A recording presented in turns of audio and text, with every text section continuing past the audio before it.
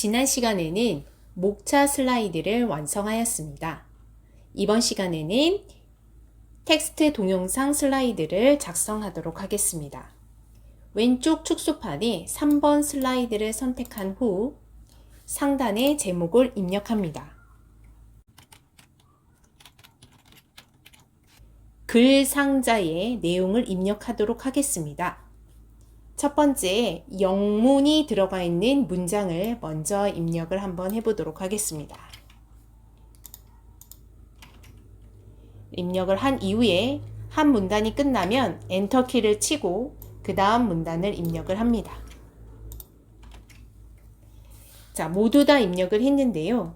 지금부터 이 글 상자를 줄여보도록 하겠습니다. 크기를 줄이게 되면은 이 상자 안의 글씨도 같이 줄어드는 걸 볼 수 있습니다. 다시 키우게 되면 상자 안의 글씨가 같이 커지는 걸 볼 수 있습니다. 따라서 글꼴의 서식을 설정하기 전에 반드시 오른쪽의 도형 서식에 세 번째 크기 및 속성으로 들어가셔서 텍스트 상자 안에 글자의 자동 맞춤 안함에 반드시 체크를 해 주셔야 합니다. 체크한 이후에 하나씩 글꼴 서식을 바꾸도록 하겠습니다. 첫 번째 줄 선택하신 이후 홈 버튼을 클릭을 하게 되면은 글꼴의 서식을 지금부터 입력을 합니다. 첫 번째 1번 문단에는 굴림의 24포인트, 굵게, 그리고 단락 안에 보시면 가장 첫 번째 글머리 기호가 나타나는데 이 글머리 기호에서 해당하는 글머리를 선택합니다. 그리고 오른쪽으로 좀 더 가다 보면은 위아래 화살표가 보이는데 이것이 바로 줄 간격입니다. 1.5 줄 간격을 설정합니다. 두 번째 문단 같은 경우에는 한 수준 내려가 있는 상태입니다. 먼저 글자의 서식을 바꾸게 되면은 다시 두 번 작업해야 되는 상황이 생깁니다. 따라서 수준을 한 수준 내린 이후에 글꼴 서식을 바꾸도록 하겠습니다. 상단에 보시면 줄 간격 바로 앞에 오른쪽으로 가는 화살표가 보입니다.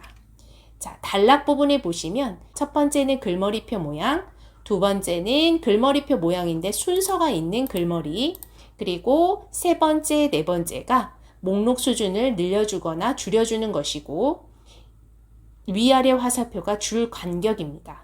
하단 부분은 정렬에 해당이 되는데 왼쪽, 가운데, 오른쪽, 양쪽 정렬, 그 다음에 균등 분할이 있고 단을 나누는 작업까지 있습니다.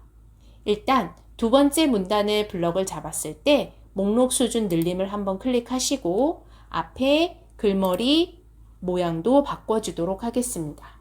여기에서는 작은 네모 모양입니다. 그런 이후에 글꼴을 바꿔주도록 하겠습니다. 굴림 20,